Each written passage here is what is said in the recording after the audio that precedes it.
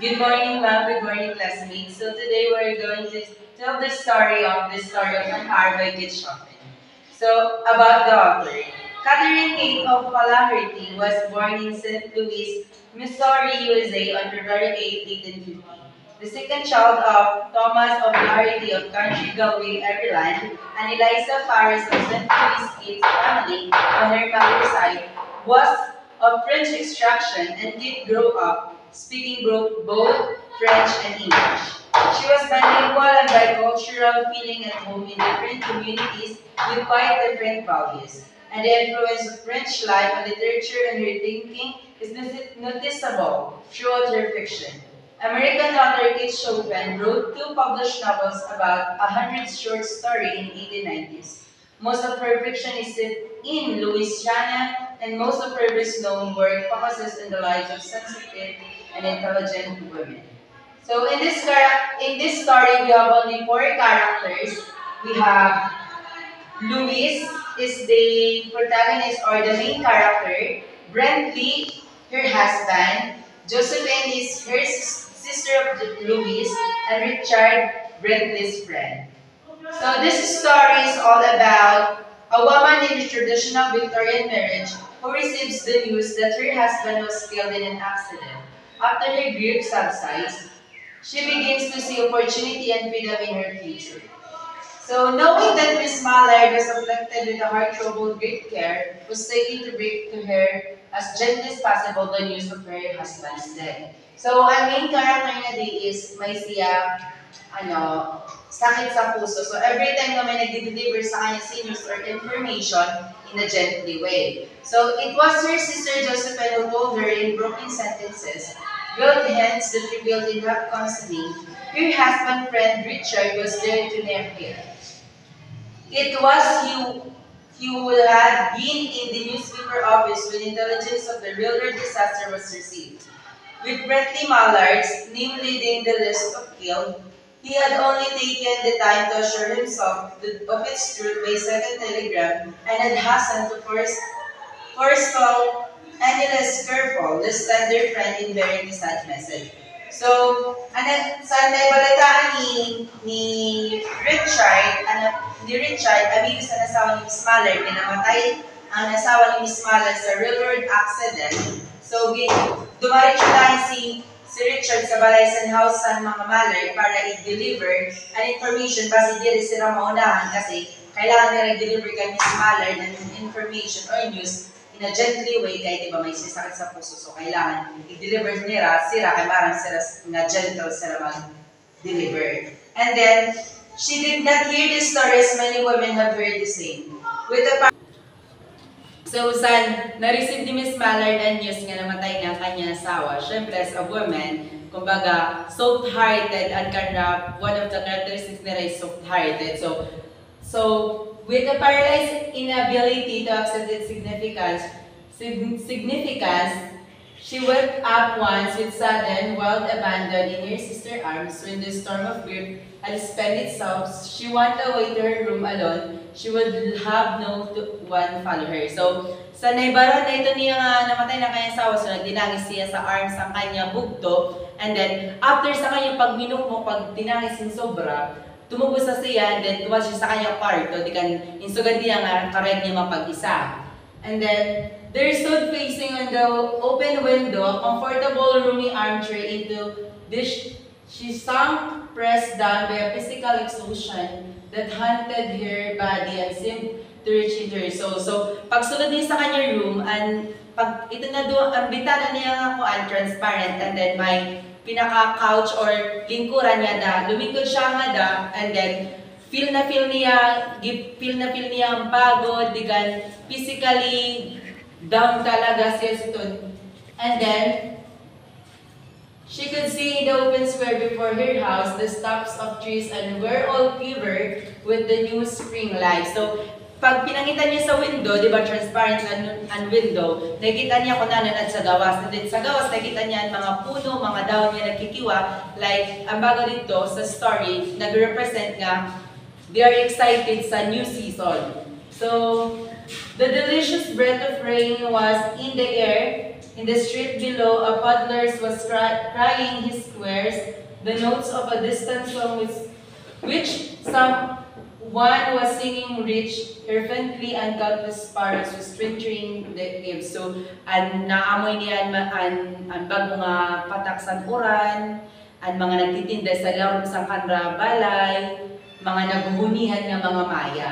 And then, she sat in her head, thrown back upon the exhaustion of the chair, quiet, motionless, except when a sob came up into her throat and shook her, as a child who was crying itself to sleep continues sob in its dream. So, humimlay siya sa pinaka-kwansan lingkuran, and then, waray siya nababatian, kundi kuan ito, like, di ba pag ito nagtitinangis kasi sobra, ito parang angkon sa ning throat, ito parang nagbabako kasi sobra, ito na nababatian. She was young with a fair, calm face, whose lines boasted repression and even a certain strength. But now there was a dull stir in her eyes whose gaze was fixed away off yonder, no one of those patches of blue sky.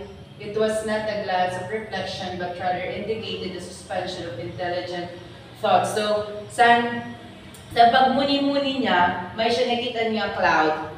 Kumbaga ito, cloud nga blue, like ito mapayang pangat itong mga cloud nga tala-tala ang mga nakikita mo nga white. And then, ito parang may nagpapahiwatig sa kanya nga, it is not kuan, kumbaga, dirila ito nature-made, kumbaga may ito gipapatig sa kanya nga story, pero dito niya marang po na, dito niya lesson or message niya, karagi pa na itong sito niya, mga clouds.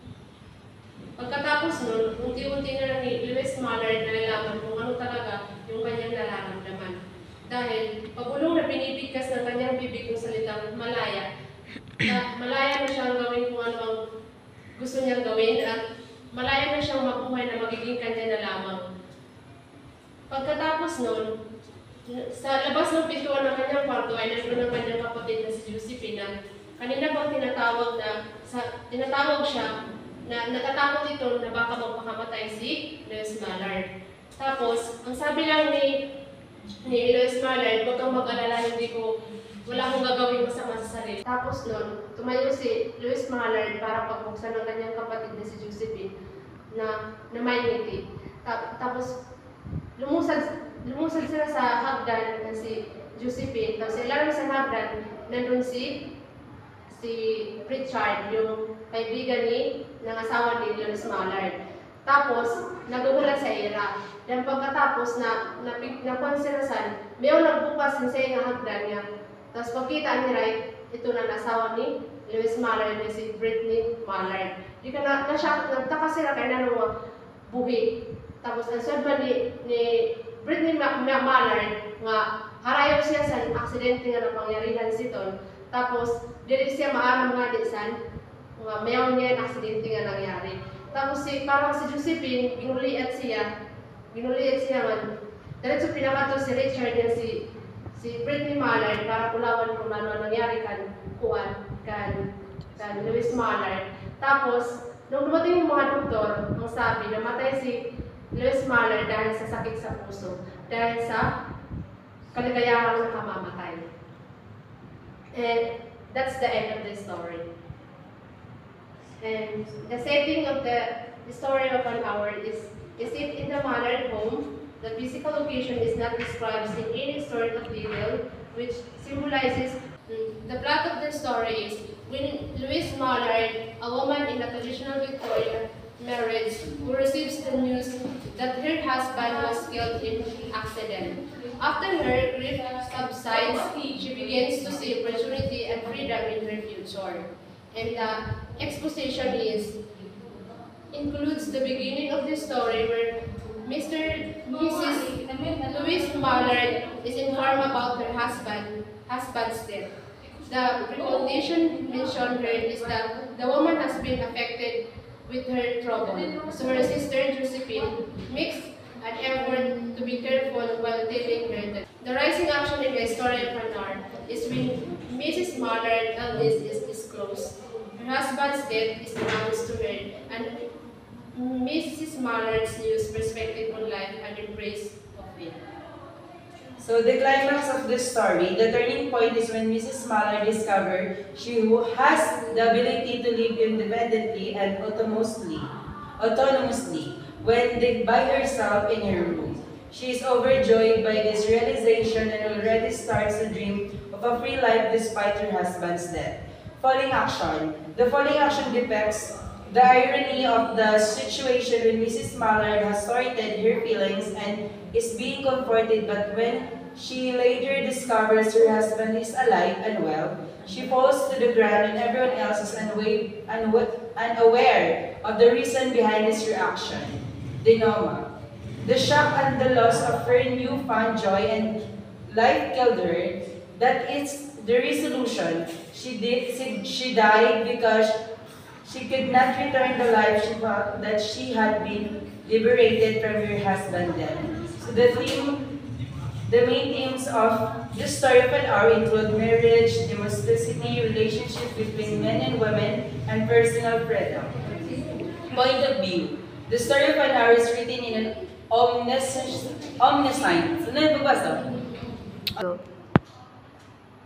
Point of view. The story of an hour is written in an omniscient third-person point of view.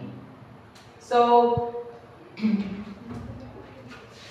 we learn in this story that ito, kumbaga, there are times talaga kung lugmok ka na or problemado ka na, nakikita mo an opportunity or nakita opportunities na yung future ko na mas maupay himugon. And kaysa magminok mo.